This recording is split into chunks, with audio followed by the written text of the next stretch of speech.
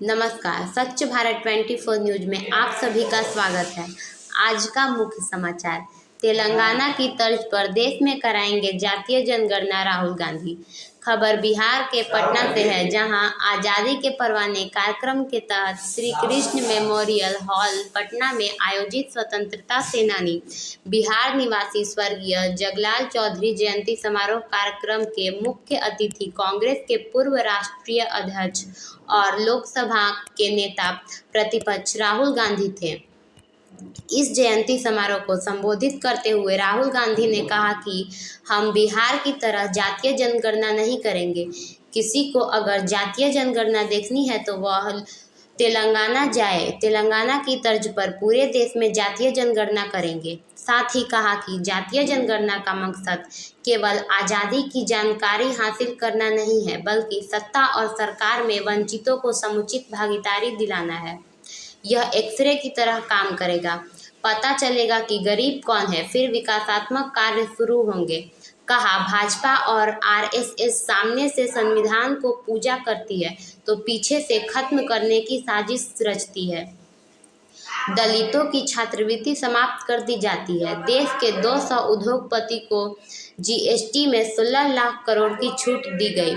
छूट का लाभ लेने वाले उद्योगपतियों में एक भी किसान, दलित और आदिवासी नहीं है, जबकि गरीबों की जेब से ही जीएसटी का पैसा जाता है। साथ ही राहुल गांधी ने कहा कि हिंदुस्तान के पावर सिस्टम में दलित, पिछड़ा और आदिवासी अपेक्षित है। शिक्षा, स्वास्थ्य, कॉर्पोरेट व्यवसाय, न्यायपालिका में उनकी भागीदारी नगण्य है। अगर यह कहीं है तो भी उसकी भूमिका अपेक्षित है। इनको आगे कर पीछे से कोई और निर्णय लेता है। केवल संख्या गिनाने की बजाय उनकी सक्रिय भागीदारी होनी चाहिए। केंद्र में दलितों को मंत्री बनाया गया है, लेकिन उनके ओएसडी आरएसएस से दिया गया है। पूरी निगरानी रखी जाती है, मंत्री कोई निर्णय नहीं ले पाते। इस जयंती समारोह कार्यक्रम में बिहार के कोने कोने से आए पासी समाज हजारों लोग शामिल थे, जहां हॉल खचाखच भरा हुआ था। इस मौके पर बिहार कांग्रेस के प्रभारी मोहन प्रकाश, प्रदेश अध्यक्ष डॉक्टर अखिलेश प्रसाद सिंह, पार्टी के प्रभारी सचिव सुशील कुमार पासी, शहनवाज आलम, विनोद चौधरी, विश्वनाथ चौधरी समेत हजारों संख्या में पासी समाज के लोग उपस्थित थे। आइए सुनते हैं कि क्या कहते हैं प्रतिपक्ष नेता राहुल गांधी।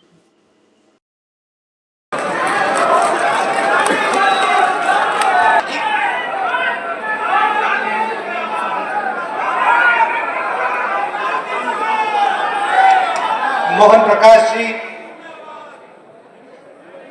अखिलेश सिंह जी, मदन मोहन झा जी, विनोद चौधरी जी, सुशील कुमार पासी जी,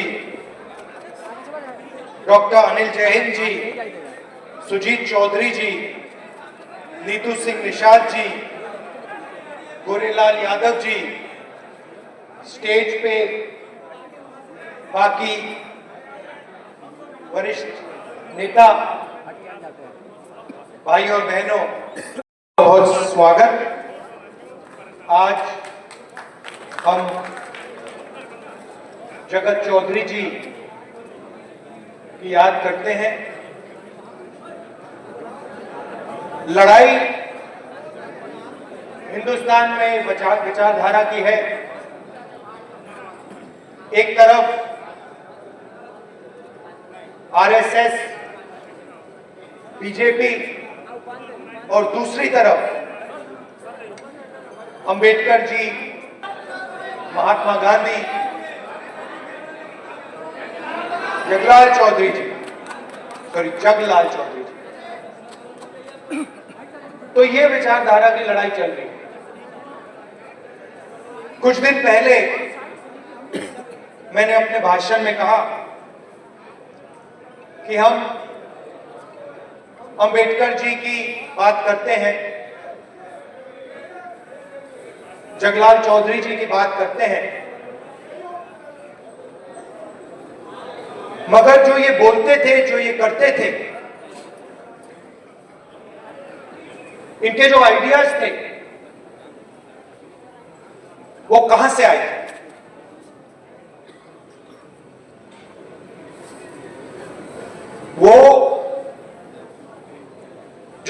आपके दिल में जो दर्द था, दलितों के दिल में जो दर्द था,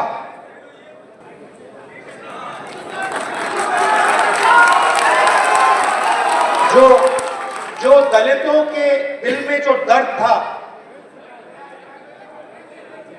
जो दुख था, जो उनके साथ हजारों सालों के लिए किया जा रहा था, वो आवाज अंबेडकर जी और जगलाल चौधरी जी के मुंह से निकलती। मतलब जो आपके दिल में था, जो आपके समाज के दिल में था, वो अंबेडकर जी और जगलाल चौधरी जी बोलते थे।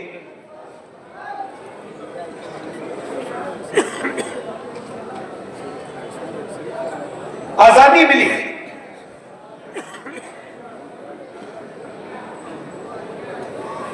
बहुत कुछ हुआ, मगर मैं आपसे सवाल पूछना चाहता हूं। आज हिंदुस्तान का जो पावर स्ट्रक्चर है,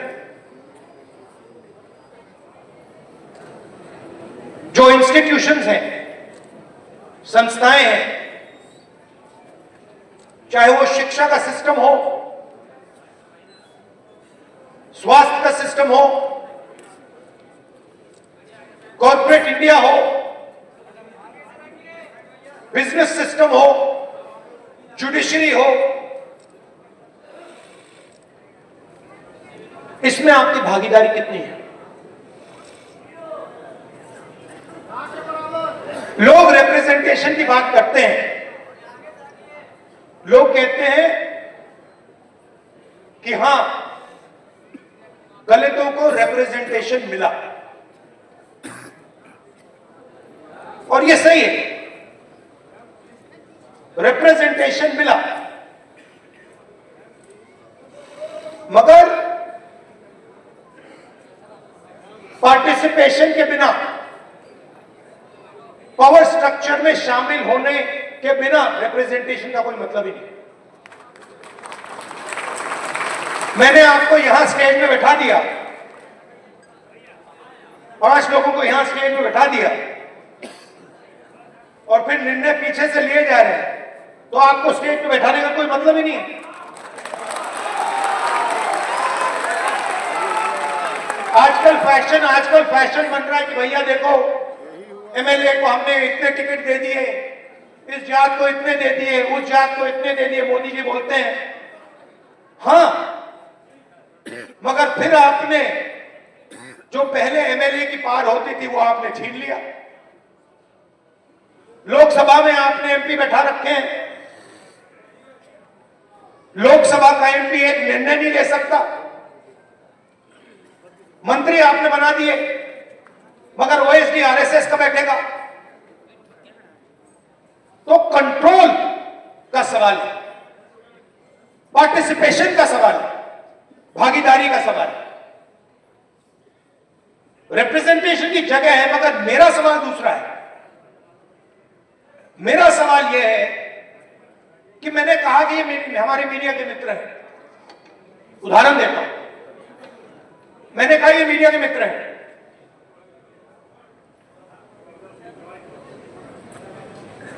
इनकी बड़ी बड़ी कंपनियां हैं, इनको हर स्टेट की सरकार एडवर्टाइजमेंट का पैसा देता है। हर स्टेट की सरकार, देश की सरकार इनको एडवर्टाइजमेंट देती है। आपने देखा होगा, देखा आपने सरकारी इश्तिहार देखे ना, तो सीधा इनकी फंडिंग हो रही है, सरकार इनकी फंडिंग कर रही है। अब मैं आपसे पूछता हूं, ये बड़ी बड़ी जो कंपनियां हैं मीडिया वाली, इनके मालिकों की आप लिस्ट निकालिए, मुझे दलित दिखा दीजिए उनमें, आपको एक दलित नहीं मिलेगा। ठीक है, शायद आप लोग कहेंगे हमें मीडिया की कंपनी कंट्रोल नहीं करनी, फिर मैं अगला सवाल पूछता हूं, ठीक है, सीनियर मैनेजमेंट की लिस्ट निकाल दीजिए, बड़े बड़े एंकर्स की लिस्ट निकाल दीजिए, बड़े बड़े एडिटर्स की लिस्ट निकाल दीजिए, मुझे दलित नाम दिखा दो उसमें। नैरेटिव ये बना रहे, 15% आपकी आबादी है, 16% आबादी है आपकी। मीडिया में मैंने आपके मुद्दे कभी देखे ही नहीं है।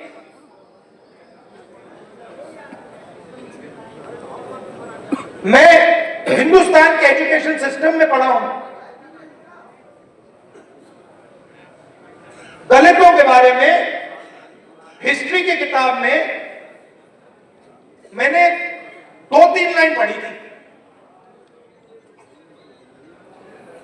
क्या आपकी हिस्ट्री नहीं है क्या? 2 लाइन हिस्ट्री की किताब में, 2 लाइन थी, दलित और अनटचेबिलिटी। 2 लाइन से आपका डर मिट जाएगा क्या? मैं आपको कहानी बताता हूं, बहुत सुंदर कहानी बताता हूं, आप हैरान हो जाओगे। आजकल स्टूडेंट्स जाते हैं, अमेरिका जाते हैं ना, पढ़ने जाते हैं। अमेरिका के बड़े बड़े कॉलेजेस हैं,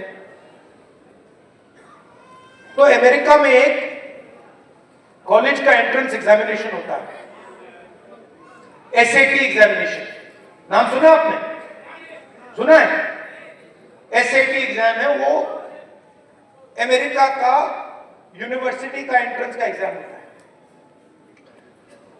जब वो पहले एग्जाम बनाया गया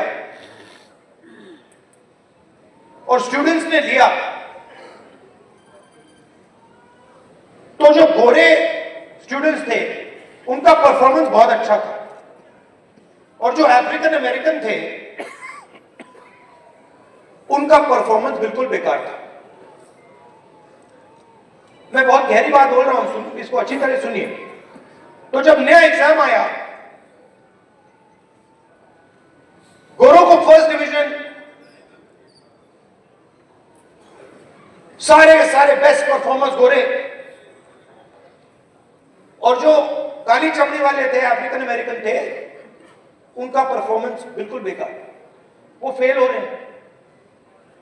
पहले गोरों ने कहा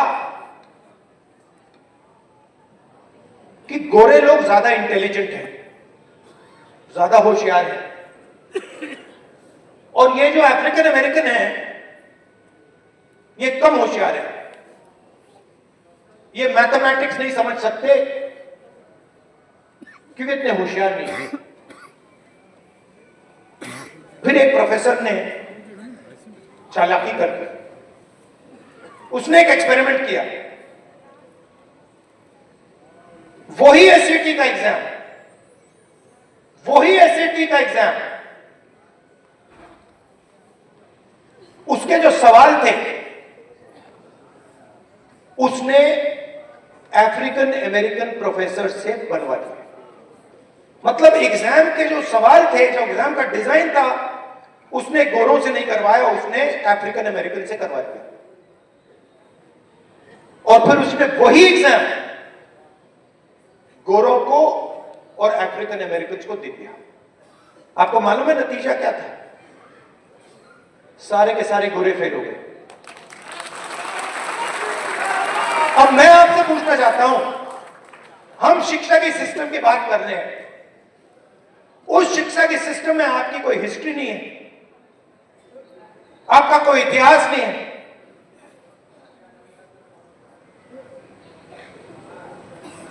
क्या दलित प्रोफेसर्स एग्जाम लिख रहे हैं?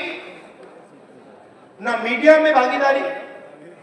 कॉर्पोरेट इंडिया की बात करता हूं, 16 लाख करोड़ रुपया नरेंद्र मोदी जी ने हिंदुस्तान के 25 सबसे अमीर लोगों का कर्जा माफ किया। 16 लाख करोड़ रुपया, उनकी लिस्ट निकालिए, 25 लोग हैं, अदानी, अंबानी, ये लोग। जीएसटी का 16 लाख करोड़ रुपया कर्जा माफ किया है। आपका पैसा है, दलितों का पैसा है, पिछड़ों का है, आदिवासियों का है। मगर अगर आप लिस्ट निकालेंगे, उसमें एक दलित नाम नहीं है, एक पिछड़ा नाम नहीं है, एक आदिवासी नाम नहीं है। कॉर्पोरेट इंडिया की लिस्ट निकालिए, 200 सबसे बड़ी कंपनियां, उनके मालिकों की लिस्ट निकालिए, मुझे दिखा दो, दलित नाम दिखा दो उस लिस्ट में, आपको एक नहीं मिलेगा। कॉर्पोरेट इंडिया की सीनियर मैनेजमेंट की लिस्ट निकालो, उसमें एक दलित, एक पिछड़े का नाम दिखा दो, एक आदिवासी का नाम दिखा दो, नहीं मिलेगा। आप जीएसटी देते हो, ये आप जो शर्ट पहने हैं, जितनी जीएसटी आपने इस शर्ट के लिए दी है, अगर अदानी इसी शर्ट को खरीदता उतनी ही जीएसटी वो देते। गलत फहमी में मत रहिए, अरबपति जीएसटी नहीं देते हैं, हिंदुस्तान के मजदूर, हिंदुस्तान के किसान, हिंदुस्तान के गरीब लोग जीएसटी देते हैं। आप पैसा देते हो, आपके जेब से जाता है, सीधा उनके जेब में जाता है। 200 बड़ी, सबसे बड़ी कंपनियों के मालिकों में एक ओबीसी नहीं है, एक दलित नहीं है, एक आदिवासी नहीं है। तो हो क्या रहा है? पूरा का पूरा पैसा आपके जेब से ट्रांसफर हो रहा है, दलितों के जेब से, आदिवासियों का, और आप सबसे गरीब हो। दलित, आदिवासी, पिछड़ों के जेब से ट्रांसफर हो रहा है और इनके जेब में जा रहा है।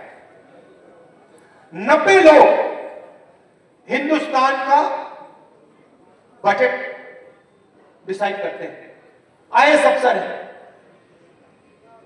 भागीदारी की बात होती है, मोदी जी कहते हैं ओबीसी वर्ग की बात करते रहते हैं।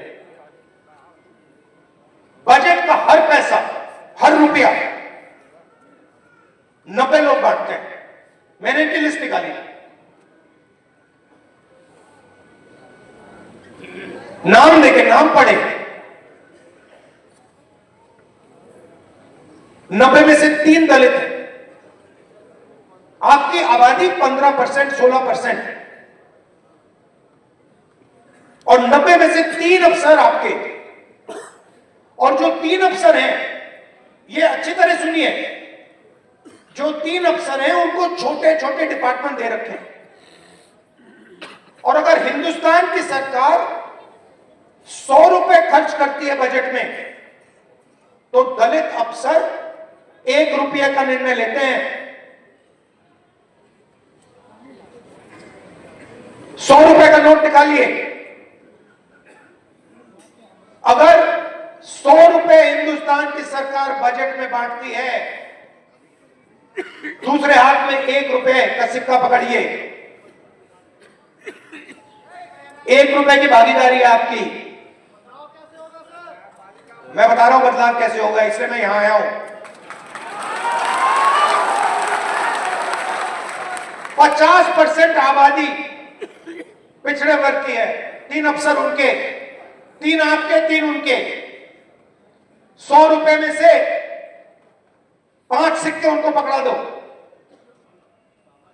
100 रुपए में से 1 रुपए का सिक्का आपको और 5 सिक्के उनको। और आदिवासियों की आबादी 9%, उनको 1 रुपया भी मत दो, उनको फेंक के ऐसे 10 पैसे दो। मतलब सब मिलाकर, दलित, आदिवासी, पिछड़ा वर्ग, सब मिलाकर हिंदुस्तान में आपकी भागीदारी 100 रुपए में से 6 रुपए 10 पैसे। अंबेडकर जी ने संविधान दिया, इसको खत्म करने की कोशिश कर रहे हैं।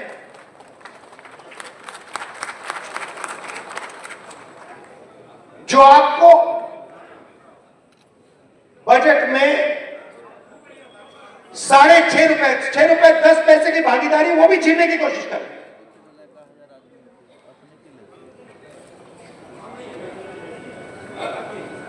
तो मेरा कहना है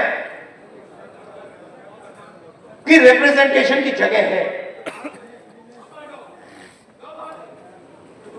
मगर रिप्रेजेंटेशन जितना ही जरूरी, पार्टिसिपेशन और भागीदारी। अब सवाल उठाया किसी ने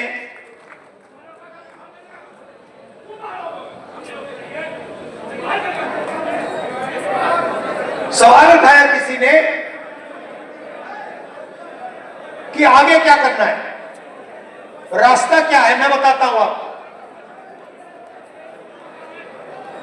सबसे पहले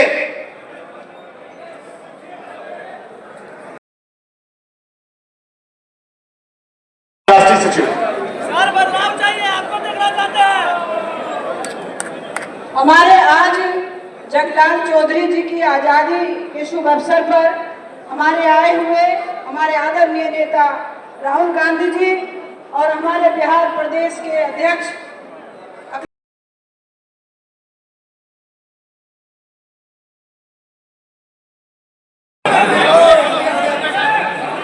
जननायक राहुल गांधी जिंदाबाद, जिंदाबाद। जननायक राहुल गांधी जिंदाबाद।